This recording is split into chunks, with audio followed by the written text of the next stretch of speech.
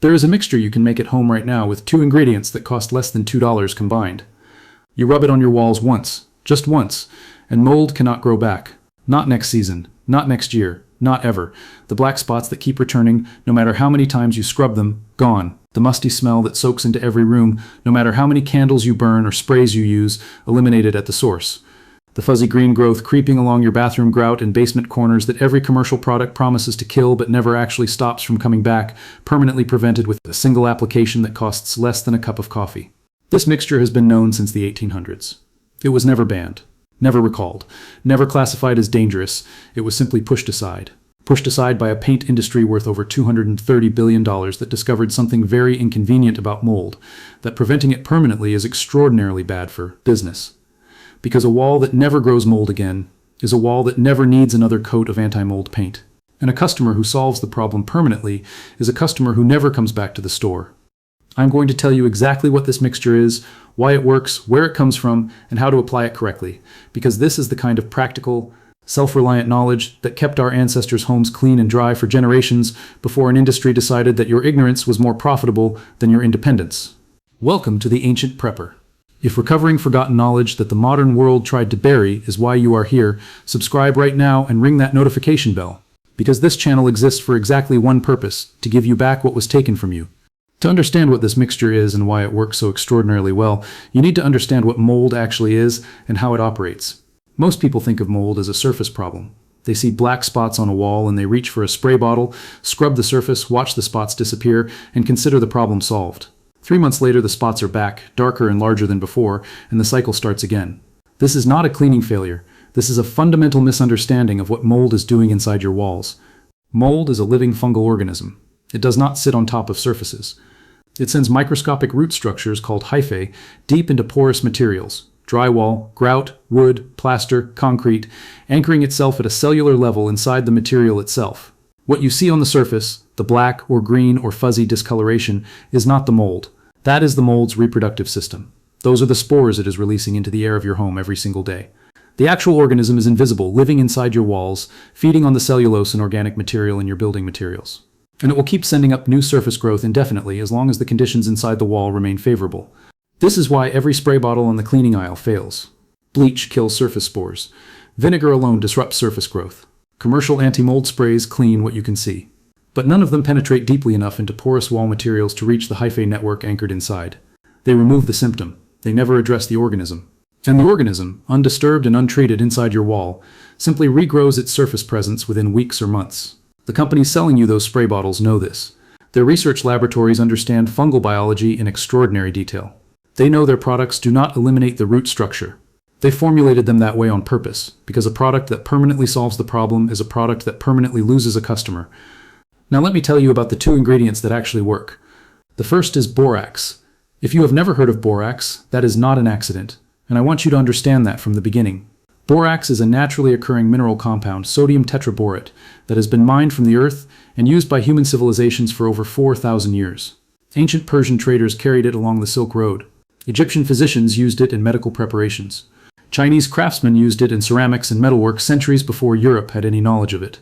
Medieval European alchemists imported it at enormous expense from Central Asian deposits because nothing else they had access to performed the same functions. In the late 1800s, large deposits of borax were discovered in the American Southwest, in the desert regions of California and Nevada. Suddenly, this ancient mineral that had been a luxury import for centuries was available in abundance and at virtually no cost.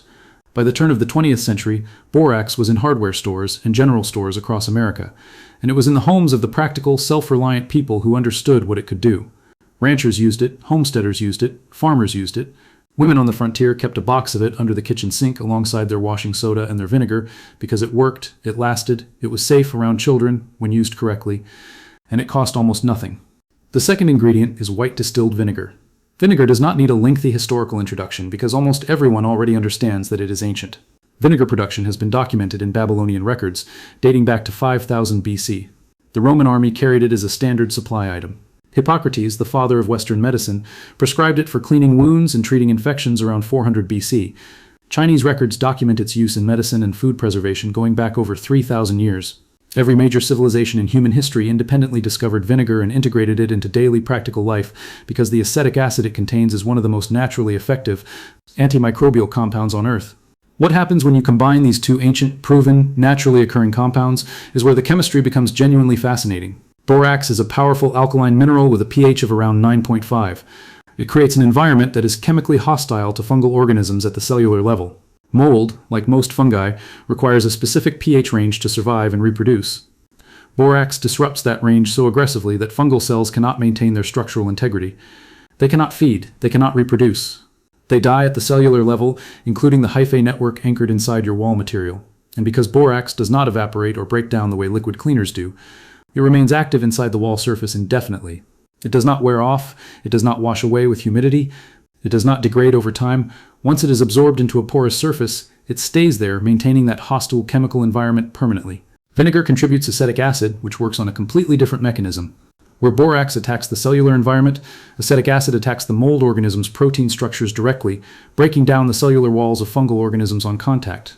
Research published in microbiology literature has confirmed that acetic acid at concentrations of 5% or higher, which is the standard concentration of household white vinegar, is effective against a broad spectrum of fungal species, including the most common household molds like Cladosporium, Penicillium, and Aspergillus. It penetrates porous surfaces more aggressively than bleach and reaches deeper into the material where the hyphae network lives. Together, these two compounds attack mold through two completely different biological pathways simultaneously. The vinegar penetrates and destroys the existing organism at the cellular level. The borax absorbs into the wall material and creates a permanently hostile environment that prevents any new mold organism from establishing itself. This is the combination that the paint industry does not want you to understand. Because if you apply this mixture to your walls once, the problem is solved permanently. There is no quarterly reapplication. There is no seasonal treatment. There is no annual can of anti-mold paint. There is one application, one afternoon, and the problem is done. Now let me put some numbers in front of you because the financial picture here is genuinely enraging when you see it laid out clearly. A standard can of commercial anti-mold paint costs between $40 and $80. The average mold-affected room requires 2 coats, which means 1 to 2 cans per room. That is between $40 and $160 per room per application. And anti-mold paints do not prevent mold permanently. The biocidal additives they contain degrade over time. Most manufacturers quietly acknowledge in their technical documentation that the anti-mold properties diminish significantly after 2 to 3 years, which means in 2 to 3 years you are back at the hardware store buying another can. A box of borax costs between $4 and $6 and contains enough material to treat every wall in an average home multiple times over. A large bottle of white distilled vinegar costs between $2 and $4. Total investment for a whole house treatment, under $10. Total effectiveness, permanent. Total reapplication required, none. Over a decade, a family that understands this mixture saves thousands of dollars that would otherwise flow directly into the profit margins of paint companies that formulated their products to degrade on a schedule. Here is what makes this even more infuriating.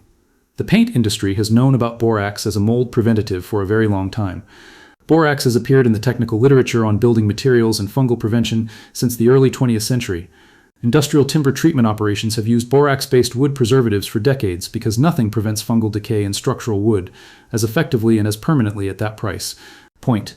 Professional remediation companies, the ones that charge thousands of dollars to treat serious mold infestations in homes, use borax-based solutions as a core part of their treatment protocol. They know it works. They have always known it works. The only people who are systematically not told about this are the homeowners standing in the paint aisle trying to decide between a $40 can and a $60 can of anti-mold paint, neither of which will actually solve their problem permanently. That is not an accident, that is a business model, and this is where the ancient prepper philosophy becomes not just interesting but genuinely essential. Our great-grandparents did not stand in a paint aisle. They did not have a shelf of branded anti-mold products with scientific-sounding names and celebrity endorsements. They had borax, they had vinegar. They had a working knowledge of what those two things could do when combined, passed down through direct experience and practical tradition. Their homes were not mold-free because they were lucky. Their homes were mold-free because they understood the chemistry, even if they did not use that word for it. They understood what worked, and they used it, and they passed that knowledge on. Somewhere between their generation and ours, that knowledge was replaced, not by something better, by something more profitable.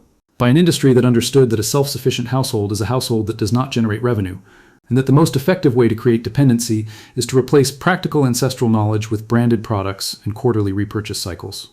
So here is exactly what you do to reclaim that knowledge and apply it in your own home today.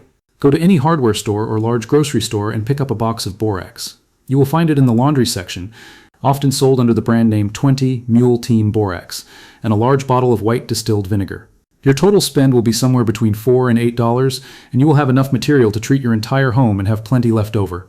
Put on rubber gloves before you begin, because while this mixture is far safer than commercial chemical treatments, borax is an alkaline mineral and prolonged skin contact is not advisable. Make sure the room you are treating is reasonably ventilated. Open a window if possible. If you are treating an area with existing visible mold growth, wear a basic dust mask to avoid inhaling spores during the application process. For the mixture itself, combine 1 cup of borax with 1 gallon of warm water and stir thoroughly until the borax dissolves completely. Then add 1 cup of white distilled vinegar to the same bucket and stir again. The solution will be clear and slightly acidic smelling from the vinegar. Do not be tempted to add more vinegar thinking it will make the mixture more effective. The ratio matters because you need the borax alkalinity and the vinegar acidity working in a specific balance to achieve maximum penetration without neutralizing each other entirely. Apply the mixture to your walls using a scrub brush, a sponge, or a spray bottle, working it firmly into the surface so that it penetrates into the pores of the material rather than just sitting on top. For areas with existing mold growth, scrub firmly to break up the surface colonies and drive the solution into the wall material where the hyphae network lives. For areas you are treating preventatively, a firm wipe or spray application is sufficient. Here is the critical step that most people get wrong and the reason most DIY mold treatments fail even when they use the right ingredients. Do not rinse the surface after application. This is the opposite of every instinct you have developed from a lifetime of cleaning. Every spray bottle on the market tells you to apply, wait, and rinse. But rinsing removes the borax from the surface before it has the chance to absorb into the wall material and establish that permanent hostile environment. You want the borax to dry into the surface. You want it to stay there. Let the treated surface air dry completely without rinsing, and the borax will absorb into the porous material and remain active indefinitely. For severe mold infestations that have been developing for years, apply a second treatment after the first has dried completely. 2 applications are sufficient to address even the most established mold colonies in virtually every residential situation. After the second application dries, you are done. The wall is treated. The environment inside the wall material is now permanently hostile to fungal organisms. Mold cannot establish new growth on a borax-treated surface because the chemical conditions will not support the cellular processes mold requires to survive and reproduce. Total cost for a full room treatment under $2. Total time under an hour. Total reapplication required none. Your great-grandparents knew about this mixture. They did not need a $40 can of paint with a 2-year effective window. They needed a box of borax and a bottle of vinegar and the knowledge of how to combine them correctly. That knowledge kept their homes dry and clean and free of the respiratory problems that mold-contaminated homes cause, and it did so for pennies, not hundreds of dollars. The paint industry did not bury this because it does not work. They buried it because it works too well. Because one application that lasts forever is the enemy of a repeat purchase model worth billions of dollars annually. The knowledge did not disappear. It was simply buried under enough advertising, enough branded products, and enough shelf space that an entire generation forgot to look for it. It is still there. 2 ingredients, $2, 1 afternoon, and mold cannot grow on your walls again. That is what the Ancient Prepper is here to remind you. Subscribe to this channel, share this video with someone whose home needs this information right now, and stay with me because what is coming in the next video goes even deeper.